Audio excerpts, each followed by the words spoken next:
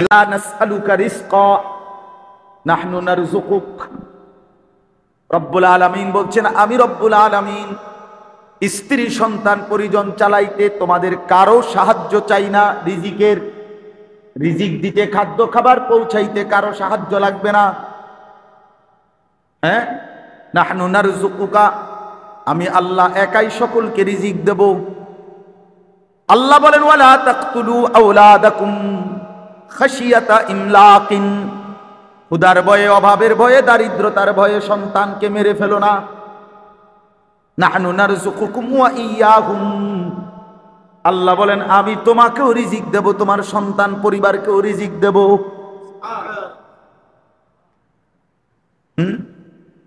তোমার দাদা মরছে আর তো তোমারে আমি রিজিক দিছি, তোমার বাপ মৃত্যুর পরেও তো আমি আল্লাহ তোমাকে কামাই রোজগারির ক্ষমতা দিয়েছি। তোমার বাপ তো মনে করছিল হেবড়া মূল্যে আর তুমি কিছু করতে পারতা না, অন করো কেমনে? ওয়ামা মিন দাব্বাতিন ফিল আরদি ইল্লা আলাল্লাহি রিজকুহা ওয়া ইয়ালামু মুস্তাকাররাহা ওয়া মুস্তাওদাআহা কুল্লুম ফি কিতাবিন মুবিন। রব্বুল আলামিন বলেন, আবারও সেই আয়াত বলেন, ওমা নুনাজ্জিলুহু ইল্লা বিকাদারিন মা'লুম, আমি সব কিছু নাজিল করি নির্ধারিত পরিমাণ হিসাব করে। ইন্না কুল্লা শাইইন খালাকনাহু বিকাদার, আল্লাহ বলেন আমি সব কিছু সৃষ্টি করেছি পরিমাণ মতে, কোনো অপরিকল্পিত কিচ্ছুই আমার নাই। আমি রব্বুল আলামিনের ভান্ডারে কোনো কমতি নাই, আছে কি? এইবার এই কথাগুলো কেন বললাম, এই আয়াত পড়লাম কেন, কি বলতে চাচ্ছি আমি? এক নাম্বার কথা হইল হারাম রোজগার কেন করবেন।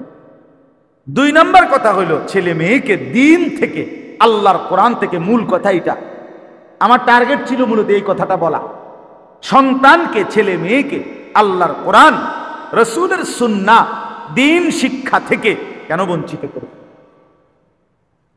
এই কারণে কি, যে এইভাবে পড়লে, এইভাবে দিন শিখলে, আল্লাহর কোরআন নবীর সুন্নাহ শিখলে, কোরআন সুন্নাহর ইলম অর্জন করলে ঠিক মতো খাইতে পাবে না, ঠিক মতো দুনিয়ার হায়াত চলবে না, খাদ্যের কষ্ট পাবে, থাকার কষ্ট পাবে, বিয়ে করতে অসুবিধা হবে, জিবুত কম হইব, অথবা টাকা পয়সার টানা হেঁচড়া পড়বে, অভাবে পড়বে।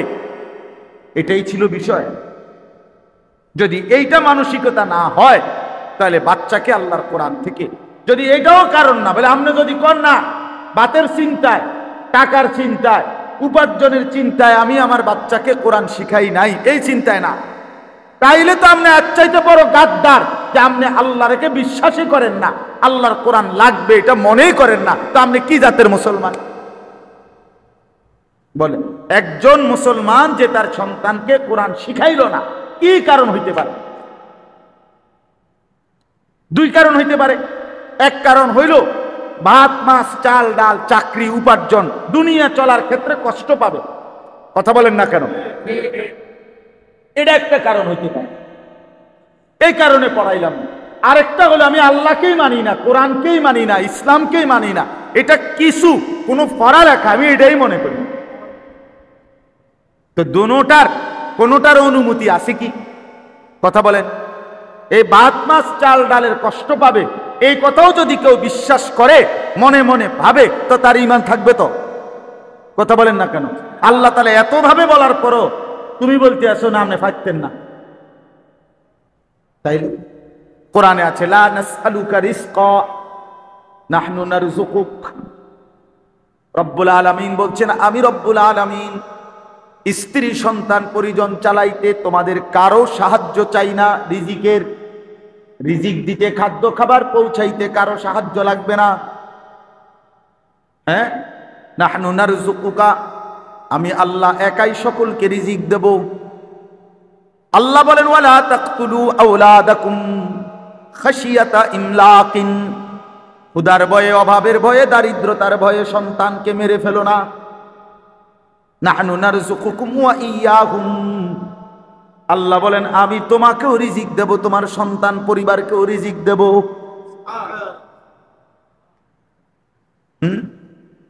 তোমার দাদা মরছে আর তো তোমারে আমি রিজিক দিছি, তোমার বাপ মৃত্যুর পরেও তো আমি আল্লাহ তোমাকে কামাই রোজগারির ক্ষমতা দিয়েছি। তোমার বাপ তো মনে করছিল হেবড়া মরলে আর তুমি কিছু করতে পারতা না, অন করো কেমনে? কথা বলেন না কেন? তোমার বাপের বাপ দাদা তো মনে করছিল হেবড়া মরলে তোমার বাপে কিছু করতে পারবে না, কিন্তু তোমার দাদা মরার পরেও তো তোমার বাপ মৃত্যু পর্যন্ত রোজগার করেছে কিনা বলেন? অতএব কোন যুক্তিতে সন্তানকে দিন থেকে বঞ্চিত করা, আল্লাহর কোরআন থেকে বঞ্চিত করার কোন অধিকার, কোন যুক্তি নেই। শুধুমাত্র খামখেয়ালি, গাফলতি অথবা আল্লাহর প্রতি আস্থার অভাব, আখিরাতের প্রতি বিশ্বাসের অভাব, আর কিচ্ছু না। এই ছাড়া আর কিছু। খাদ্য, খাবার, রিজিক, দুনিয়া কার কতটুকু পূরণ হবে তা তো আল্লাহ তাআলার পক্ষ থেকে ফয়সালা করা আছে, সব নির্ধারণ করা আছে। এই জন্য দয়া করে আপনারা যে কয়জন বসছেন প্রত্যেকের কাছে অনুরোধ, প্রতিটা সন্তানের দ্বীনের পিছনে তার নামাজ, তার আখিরাত, তার আল্লাহর কোরআন শেখা, এক্ষেত্রে মূল দায়ভার শিখলো না, পড়লো না, পারলো না, এক্ষেত্রে মূল জবাবদিহিতা খোদার কসম শুধুই কেবল মা বাবা, মূল বিষয়। সাফ কথা মনে রাখি। অর্থাৎ কি বুঝাইতে চাইছি বুঝেন নাই? আপনি যদি মনে করেন এই ছেলেটা নামাজ পড়ে নাই কেন, আল্লাহর কোরআন পড়তে পারে নাই কেন, এটা আমগো গ্রামের মসজিদের ইমাম সাহেবের জবাবদিহি করবো হাসরের ময়দানে, জি না, ভুল। আপনি জবাব দিতে। আমগো গ্রামের মাদ্রাসার মুহতামিম সাহেব মুফতি নাসির হে জবাব দিব না, মুফতি নাসিরের আব্বাও জবাব দিব না, আমনে জবাব দিব। আল্লাহ নবী সাল্লাল্লাহু আলাইহি সাল্লামের হাদিসটা আমি পড়ছি। নবীজি বলছেন, কুল্লু মাউলুদিন ইউলাদু আলাল ফিতরা, প্রত্যেকটা মানব সন্তান আল্লাহর পক্ষ থেকে ইসলাম মানার যোগ্যতা নিয়ে ভূমিষ্ঠ হয়। কি মানার? সৃষ্টিগতভাবে। আমি অনেক সময় এটা আল্লাহ, আমাদের খুলনার হযরত, বিশেষ করে বাংলাদেশের অন্যতম একজন বুজুর্গ হযরত মাওলানা মুফতি নুরুল আমিন সাহেব, হযরত খুব এটা বুঝায় যে আল্লাহ তাআলা প্রত্যেক মানব সন্তানকে, মানুষকে ইসলাম মানার যোগ্যতা দিয়ে শরীরটা সাজিয়েছেন, গঠন করেছেন, সৃষ্টি করেছেন। হযরত বলেন, এখানে জেদ্দুর, এইখান থেকে এদ্দুর, এই তালু হাতের জেদ্দুর, মানুষের এই মুখের এখান থেকে এইখান এদ্দুর। অর্থাৎ আল্লাহ যে বলছে দুই হাত দিয়া সমস্ত মুখমণ্ডল ধৌত করা, এটা যে একটা ফরজ ওযুর মধ্যে, এইটা জেদ্দুর, এখানে জায়গাটাও এদ্দুর, পানি লইলে এখানে পূর্ণ হবে এদ্দুর। অর্থাৎ আল্লাহ পাক মানার যোগ্যতা দিয়েই শরীরটাকে গঠন করছে। হযরত বলেন যে নাকের নরম জায়গায় এই যে পানি পৌঁছানো ফরজ, গোসলের সময় ফরজ, এখন নাকের নরম জায়গায় পানি পৌঁছাইতে পানি লাগে জেদ্দুর, হাতের কোষ করলে হাতের মধ্যে পানি আটে এদ্দুর, সহজ হিসাব। আল্লাহ তাআলা বলছে তসবিহ পড়ো, নবী গুন্না বিভিন্ন সংখ্যা বলছে 33, 33, 34, কথা বলছে 100 বার, কখনো বলছে 10 বার, আছে না তসবিহ? এখন আমার তসবিহ নাই, সারাক্ষণ থাকার সুযোগও নাই। একটা মানুষের তসবিহ সারাক্ষণ নাও থাকতে পারে, কিন্তু আল্লাহ তাআলা তখন আমি যদি কই আমারে তো আল্লাহ তসবিহ পড়তে কইছে, নবী বলতে বলছে, এখন আমি পড়ার মতো কোনো যোগ্যতা আমার হাতের মধ্যে নাই, আঙ্গুলে, কারণ হইলো আমার এই আঙ্গুল দিয়ে এই আঙ্গুলে গুণা যায় না, এই আঙ্গুল দিয়ে এই আঙ্গুলে 33 বার আমি গুনে না। আল্লাহ বলে, না না, আমি দেখছো না একটা আঙ্গুল বাঁকা করে দিছি, এইটা দিয়েই তো তসবিহ গোনার মতো যোগ্যতা দিয়েই আঙ্গুল সেটা ইবাদতের যোগ্যতা দিয়ে আমি কি করছি, নাহলে 4টা আঙ্গুল এদিকে, এটা সমস্যা কি? এটা বেহা হয়ে গেল। আল্লাহ করে না, বেহা হয়েছে না, কামই করছি। এটা অনর্থক নয়, এটা অনর্থক। হ্যাঁ, হিসাব করা। কুল্লু মাউলুদিন ইউলাদু আলাল ফিতরা।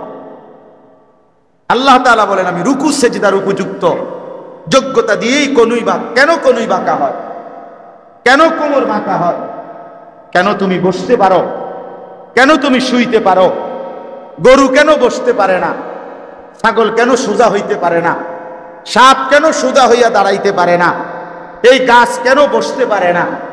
হ্যাঁ, আল্লাহ বলেন কোন সৃষ্টি শুধু দাঁড়িয়েই থাকে, আমার কোন সৃষ্টি শুধু উপর হইয়াই আছে গরু ছাগল, আমার কোন সৃষ্টি শুধু বসেই আছে পাহাড়গুলো, আমার কোন সৃষ্টি শুধু শুয়ে আছে যে সমস্ত কীট পতঙ্গ মাটির সাথে লম্বা হওয়া সাপ বিচ্ছু এগুলো।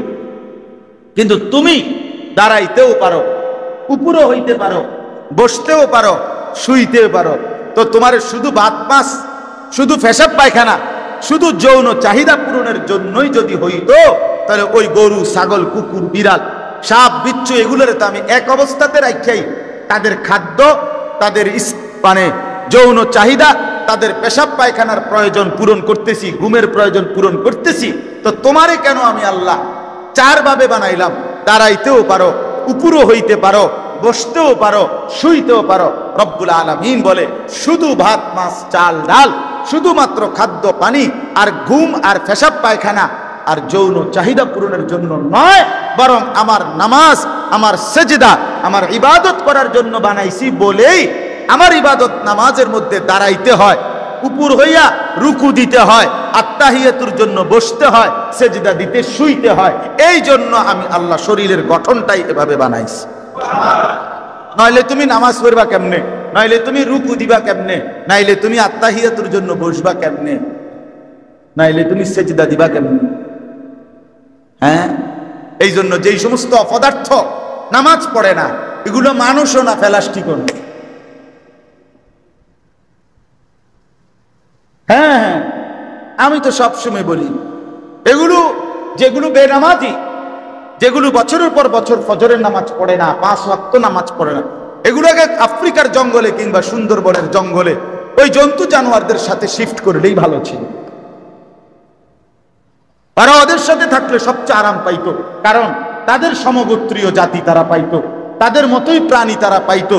তারা তখন মজা পাইতো যে আমরা এমন এক জগতের সাথে আছি যেখানে কেউ সেজদা দেয় না, কেউ রুকু করে না, কেউ আজান দেয় না, এখানে কোনো নামাজ নাই। তাইলে একটা সুন্দর লাগতো যে আমরাও জানোয়ার, লগে থাকিও জানোয়ার, কিন্তু এইখানে তো মানুষ থাকে।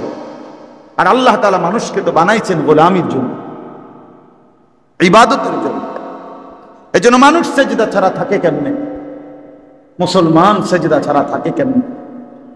হ্যাঁ বলেন মিয়া, এইখানে যে কয়জন আছেন, এই ছেলে পেলে তোমরা যে কয়জন আছো, তোমরাও মনে রাখো, জিন্দিগি মানে সদর বদন না, জিন্দিগি মানে মোবাইল না, জিন্দিগি মানে তামাশা। হ্যাঁ, আল্লাহ নবী সাল্লাল্লাহু আলাইহি সাল্লাম বলছেন, তো আমি যে উদ্দেশ্যে বলতেছিলাম,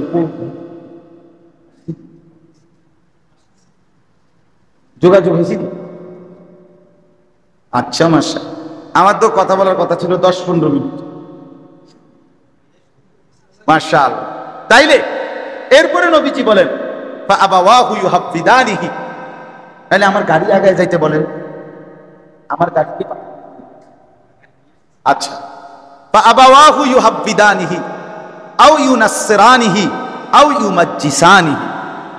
এই কথাটা খেয়াল, আমি যে উদ্দেশ্যে বলতেছিলাম, নবীজি বলেন প্রত্যেকটা মানব সন্তানকে আল্লাহ পাঠাইছিলেন ইসলাম মানার কি দিয়া? আরে কথা বলেন না। কিন্তু অতঃপর তার মা বাপ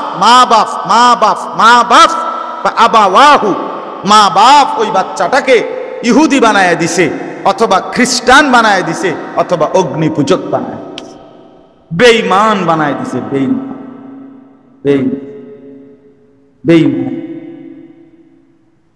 24 ঘন্টায় বড় হাতে দেখাইছে, আব্বা আমার এই 60 বছরের হায়াত, 50 বছরের হায়াত, বিড়ি ছাড়া আমি কোনোদিন চলি না, কাজে আগুন ছাড়া কোনোদিন থাইকো না, আর আগুনের সাথে যেন তোমার গভীর সম্পর্ক থাকে, এই জন্য আমি মরলেও তুমি বিড়ি ধরাইবা।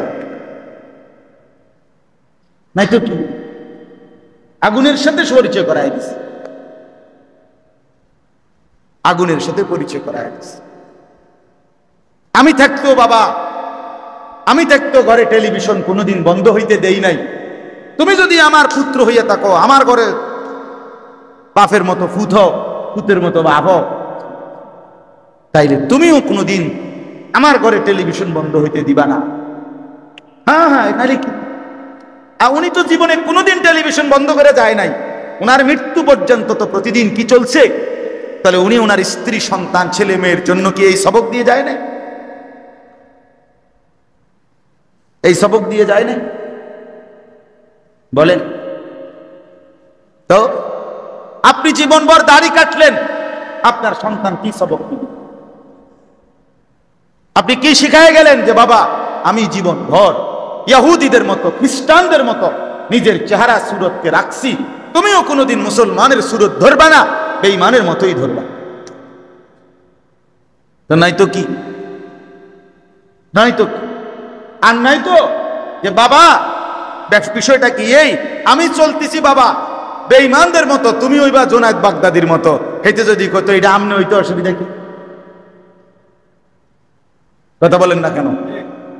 একজন লোক যদি কয় যে বিড়ি খাইতে খাইতে তার ফুতেরে যদি কয় বাবা বড় হইয়া চেষ্টা করবা, একবার বাইজিদ বুস্তামি হইবার চেষ্টা করবা, তো হেই ফুতে যদি কয় আব্বা যে এটা আমনে আমারে হইতে বলতেছেন, এটা আমনে হইতে সমস্যা কি? কথা বলেন না কেন? আমনের গায়ে একা সেটা সয় না। আমরা 5 ভাই 3 বোন, আমার বাবা রেখে গেছেন।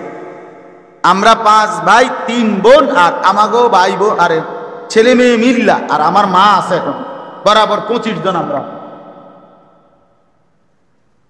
25 জন, আমার গুণা একবারে 25 জন।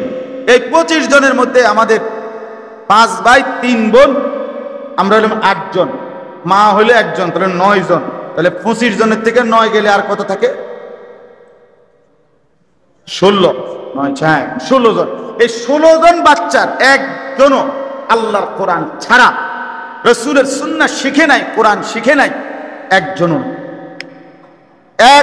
নাই। আলহামদুলিল্লাহ, একজন। তবে আল্লাহর ঘরে এইবারও মক্কায় মদিনায় আল্লাহ যে কয়দিন রাখছে, এইবারও হজ্জে মালিকের কাছে তওয়াফে আল্লাহর ঘরে বারবার এই দোয়া করছি যে আল্লাহ আমার খানদান, আমার বংশ যেন একজনও কোরআন ছাড়া না হয়। কোরআনে আছে আল্লাহর নবী ইব্রাহিম আলাইহিস সালাম দোয়া করছেন, ওমিন যুররিয়াতিনা উম্মাতান মুসলিমাতান লাক। ইব্রাহিম নবীর দোয়া, আল্লাহর ঘর কাবা বানাইয়া ইব্রাহিম নবীর দোয়া ছিল যে আল্লাহ আমার বংশধর, ওমিন যুররিয়াতিনা, আল্লাহ আমার বংশধরকে সর্বযুগে উম্মতে মুসলিমা, আপনার অনুগত বানাইয়েন।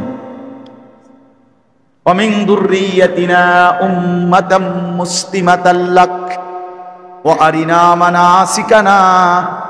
আল্লাহ আমারে, আমার সন্তান বংশধরকে আপনার ইবাদতের, আপনার বন্দিগির সমস্ত নিয়ম কানুন শিখায়া দেন।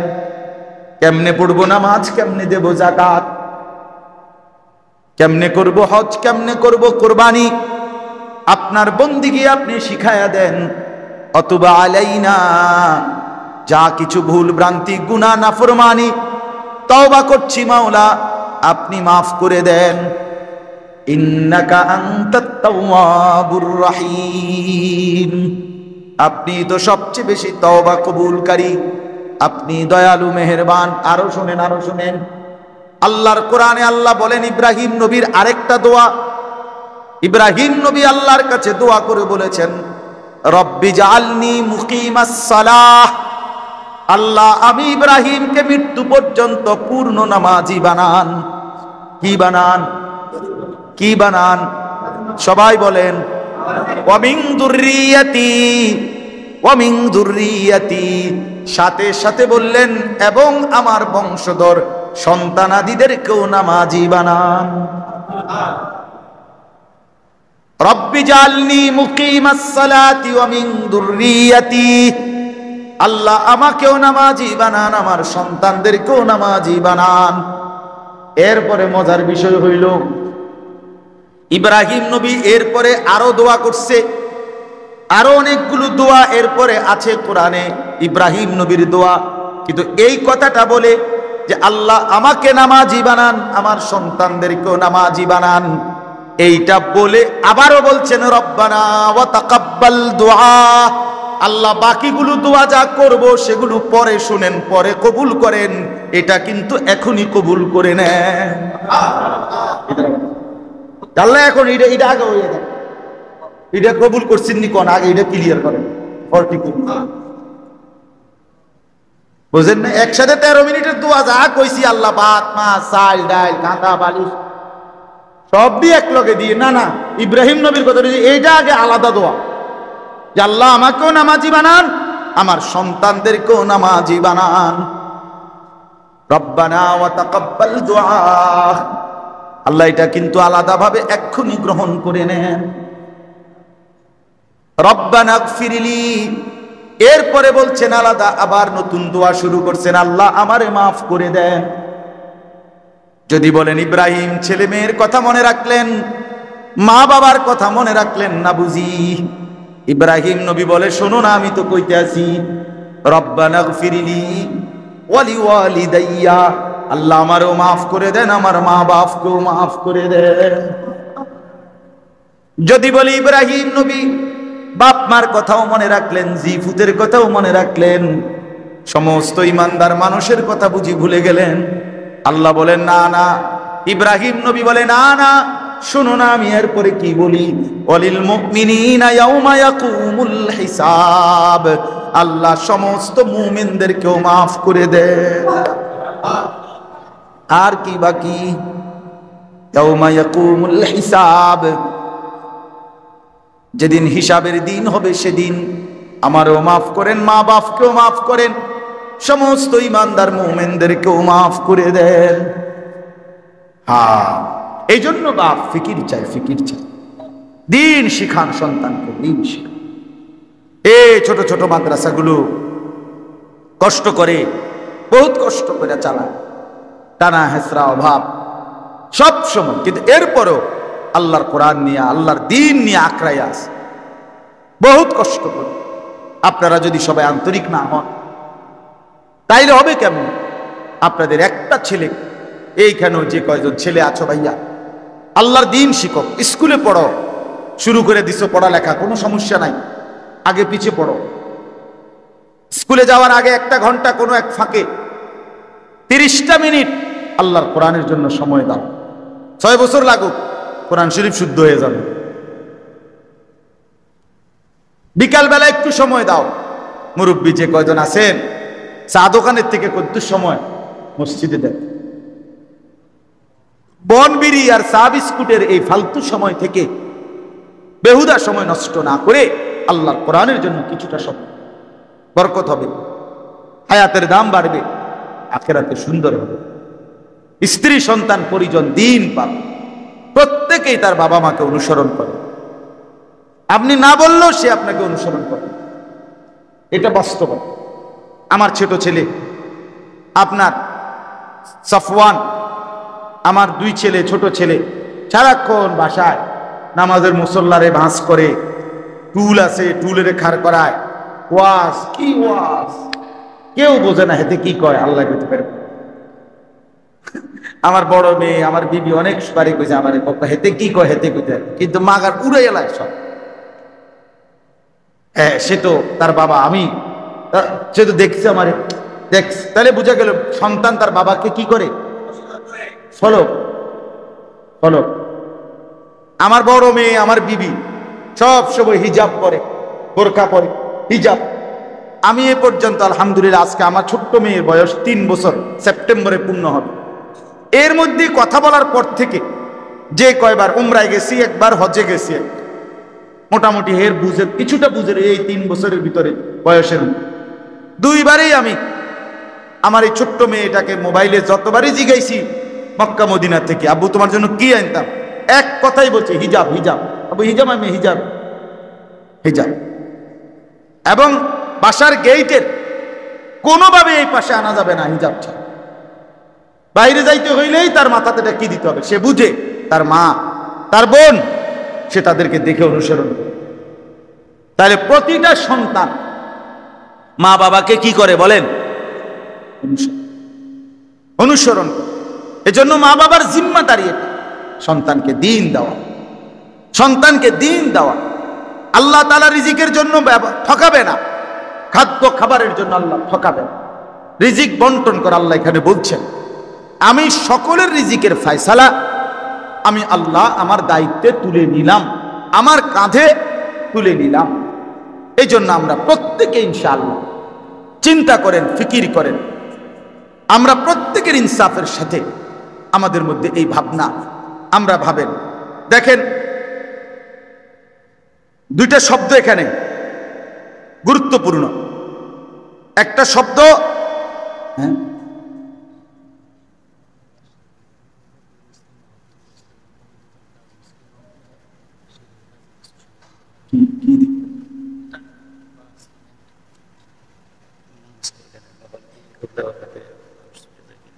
কিচ্ছুই তো ভাইয়া কাছে আসছে। আচ্ছা, একটা ছোট্ট বিষয়, এটা যদি আপনাদের দিলে সুবিধাজনক হয়, সামর্থ্য মানসিকতা যেটুকুই হয়, মাদ্রাসার একটু জরুরত আছে। মাদ্রাসার সিঁড়ি এবং কি রঙের কাজ, মাদ্রাসার সিঁড়ি এবং রঙের একটু কাজ আছে। তাইলে এইটার জন্য আপনারা কেউ উঠাউঠি করেন না। আমার পরম শ্রদ্ধেয় বড় ভাই, ভাইয়া আমার উস্তাদও, ভাইয়া আমার ছোটবেলায় পড়ালেখা করাইছে আদর করে, প্রথম জীবনের প্রথম প্রাইমারি স্কুল পাশ করার পরে ভাইয়া কুলে করে আমারে মাদ্রাসায় দিয়ে আসছে। নোয়াখালী লক্ষ্মীপুর টুমচর মাদ্রাসায় বাসের সিটে বসায় নাই, ভাইয়ের কোলে বসাইছে। বসাইয়া মাদ্রাসায় ৪র্থ শ্রেণীতে ইয়াজদাহুম ভর্তি করাই দিয়ে আসছে। এরপরে আবার ভাইয়ে ১.৫ মাস পরে গিয়ে আবার আনছে মাদ্রাসার থেকে। প্রথম ২-৩ বছর ভাইয়াই আমার সব জায়গায় নিয়ে যাইতো, আনতো। এবং আমার অনেক শ্রদ্ধেয় আমাদের গোটা ফ্যামিলি, আমার যেহেতু আব্বা ২০১৫ সালে ইন্তেকাল করছেন, এরপরে বড় ভাই আমাদের মুরব্বী অভিভাবক। ভাইয়া ইনশাআল্লাহ কথা বলবেন সংক্ষিপ্ত। কয়েকজন ছাত্রকে কি দিবে, সবক না দিবে না পাগড়ি, সবক দিবে। আর সবক দিবে মৌলানা ভাই, সবক দিবে কয়েকজন ছাত্রকে, এরপরে দোয়া করবে। এই জন্য আপনারা উঠেন না, অল্প একটু সময় কথা বলবে। কিন্তু মাঝখান দিয়ে যদি মনে করেন নগদ হোক অথবা পরেই হোক, যেমনি সুবিধা হয়, এই 2টা মিনিট আস্তে আস্তে মাদ্রাসার এই রং এবং সিঁড়ির এই কাজের জন্য যেটুকু টাকা, যাই আপনাদের মন হয় একটু বলবেন কিনা বলেন, বা দিবেন কিনা। যদি কেউ দেন ইনশাআল্লাহ বরকত হবে। অথবা যদি সব সময় দিছেন, আগেও দিছেন, আমি তো এই মাদ্রাসায় আরো আসছি, আমার খুলনার হজরত আসছে, আমার শায়েখ আসছে, হ্যাঁ, অনেক বড় বড় ওলামায়ে কেরাম কিন্তু এই মাদ্রাসায় আসছে আল্লাহর দয়ায়। এই জন্য আজকেও অনুরোধ করতেছি, কেউ বলবেন কিনা যে পরে ইনশাআল্লাহ আমি 1000 টাকা দেবো বা 2000 বা 500 টাকা, আল্লাহ বরকত দেবে ইনশাআল্লাহ। বলেন নামটা লিখে নেন। কি নাম আপনার? ফরিদ আহমদ মুন্সি। ভাইয়া 1000 টাকা দেবে, আল্লাহ কবুল করে, মাশাআল্লাহ। আর কেউ বলেন? আল্লাহ বলেন, মাশাআল্লাহ। চাচা জানের নাম কি? হাজি শহীদ, মাশাআল্লাহ। চাচা জান দিবে 1000 টাকা, আল্লাহ কবুল করে। যাই হয়, যেটুকুই হয়, অংশগ্রহণ হইল। বলেন 500 টাকা হইলে 500 টাকাই বলেন, নগদ হইলে নগদ দেন। হ্যাঁ, মাশাআল্লাহ, আল্লাহ কবুল। 1000 টাকা দিছে।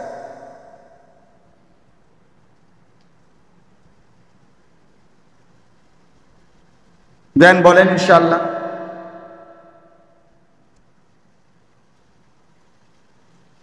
আল্লাহ তাআলা আপনাদেরকে তৌফিক দান করেন।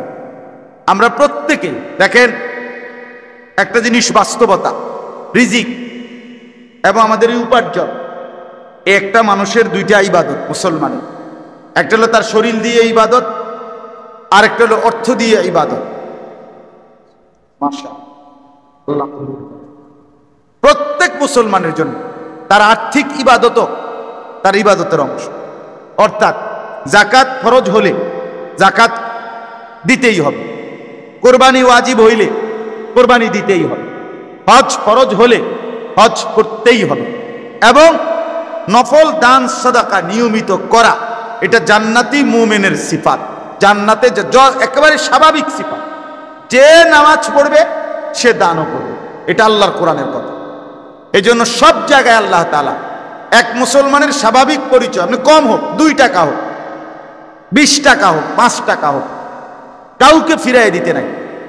এই যে আমরা অনেক সময় অভাবী কোনো মানুষ দেখলে কত কত মন্তব্য করে, টাকা দিব না 5 টাকা, এবার মন্তব্য, হ্যাঁ কিতা করে, ওনানে নিয়ে টিয়া খরচ করে, সুদে লাগায় না, হেবটা মনে হয় আব্দুল কাদের জিলানী, মানে উনি উনার টাকা পয়সা চলা ফেরা উঠা বসা নড়া চড়ার মধ্যে কোনো গুণা বলতে কিচ্ছু নাই, মাকরু নাই, সমস্ত দোষ ওই বেটার, এই যে বেটার ফুক বেটার সব দোষ, মানে উনি একেবারে জিন্দা উলি, বুঝছেন নি ভাই? না, এটা না, বরঞ্চ কোন ব্যক্তি, এটা আমাদের জন্য উচিত, মুসলমান মাত্রই দান করে, মুসলমান মাত্রই সেজদা করে। কোরআন শরীফে আছে রাত গভীরে যে তাহাজ্জুদ নামাজ, আল্লাহ তাআলা কোরআনের যেই আয়াতে তাহাজ্জুদ নামাজের কথা বলছে, ওই আয়াতেও অমিম্মা রাযাকনাহুম ইউনফিকুন, আল্লাহর রাস্তায় দান করার কথা বলছে। বিশ্বাস করে তাহাজ্জুদ নামাজ মানে রাত গভীরেও যদি কেউ সেজদা করে, উচিত ওই সময়ও আল্লাহর রাস্তায় সাদাকা করে। আমার ছোট্ট জীবনে আমার একটা ছোট্ট আমল আছে, চেষ্টা করি মাঝে মধ্যে, আমি বেশিরভাগে তো রাত 2টা 3টা বাজে যখন মাহফিল থেকে কখনো কোথাও দূর থেকে ফিরলে, টোলের জায়গায় যেখানে টোল নেয় ব্রিজের, ওইখানে অনেক ফকির থাকে, গরিব মানুষ থাকে, তো রাত্রে 2টা 3টা বাজে আমি কম বেশি কিছু টাকা দিতে চেষ্টা করি। তো আর মনে মনে ভাবি যে আল্লাহ যে বলছে রাত গভীরে আমার বান্দা দান করে, তো এই সবটা আশা করি পাবো। তো এই জন্য মাশাআল্লাহ আল্লাহ কবুল করে, 500 টাকা দিচ্ছেন, 200 টাকা দিচ্ছেন, আল্লাহ তাআলা আপনাদেরকে ভরপুর বরকত দান করেন, আল্লাহ তাআলা আপনাদেরকে কবুল করেন, মঞ্জুর করেন। আমরা প্রত্যেকে ইনশাআল্লাহ সন্তানদেরকে দিন শেখাবো, একজন সন্তানকেও দয়া করে বঞ্চিত করবেন না। এখানে যে বাচ্চাগুলো মাদ্রাসায় পড়তেছে, আলহামদুলিল্লাহ আপনাদেরই মহল্লার ছেলে, আপনাদেরই মানুষ, আপনাদেরই সন্তান। আজকে হয়তো মনে হইছে ছোট্ট, স্বাভাবিক, কিন্তু একদিন বুঝবেন, একদিন ভাববেন, অবশ্যই মনে করবেন, দেখবেন যে এরাই আখিরাতে আপনার নাজাতের উসিলা হবে।